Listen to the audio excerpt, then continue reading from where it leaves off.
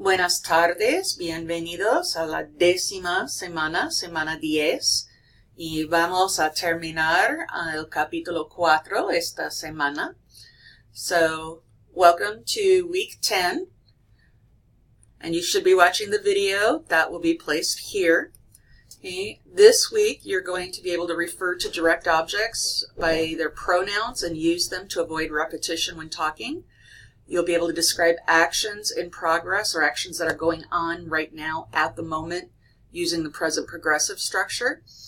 You'll be able to discuss how long certain activities have been occurring using hace que structure.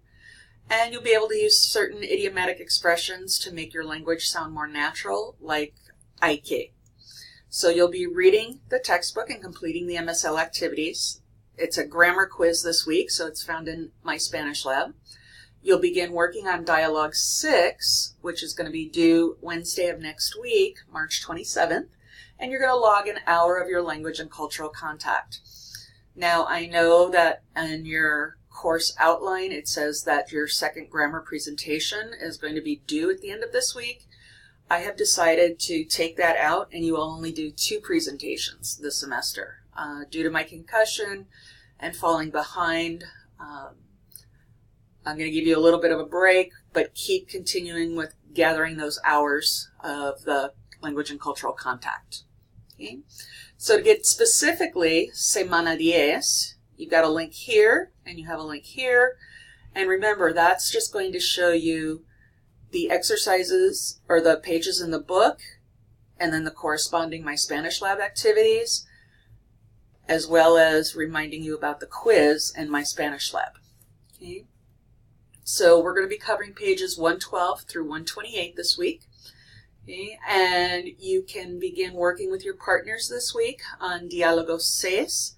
Now the partners are going to be mixed up a little bit because we did have one person who did drop the course. So now we're back to an uneven amount. So there will be a group of 3 this week. Okay? For this week and next week, I believe.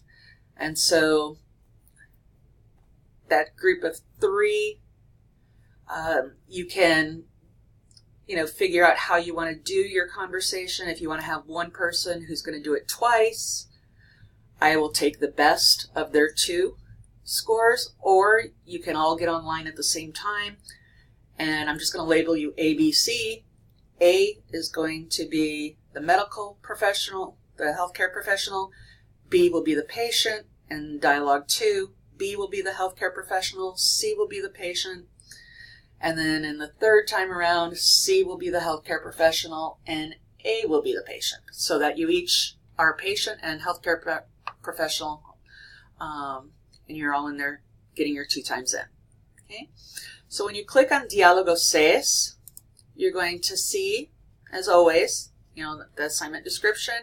And this week it's going to be a diálogo entre un enfermero o una enfermera y un paciente con la gripe. Okay. So again, you'll have appropriate greetings, introductions.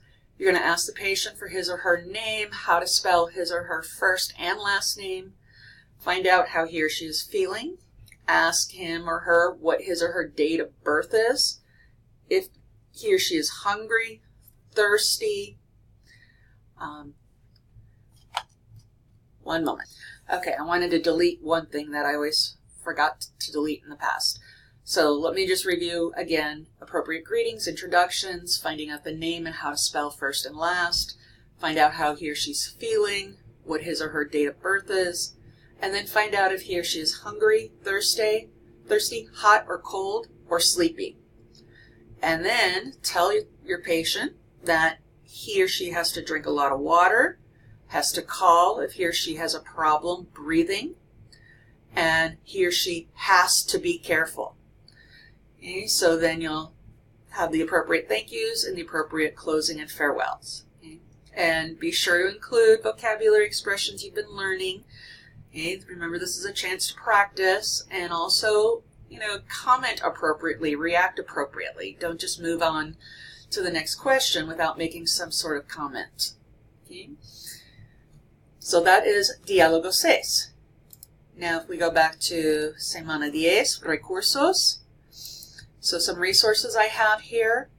You have an example of a dialogue. Kind of gives you a little bit of a, an example of a brief dialogue to help you out. Not over our topic though. Okay. El presente progresivo. So if you need, if you want to see, it's a PowerPoint presentation over the present progressive, and the same thing for the direct objects pronouns. If you need more extra practice, here's with the reflexive verbs. And if you need some practice with ser versus estar. And also here are some useful expressions when you are particularly speaking on the telephone. Okay, so that is all of semana 10. Entonces, buena suerte.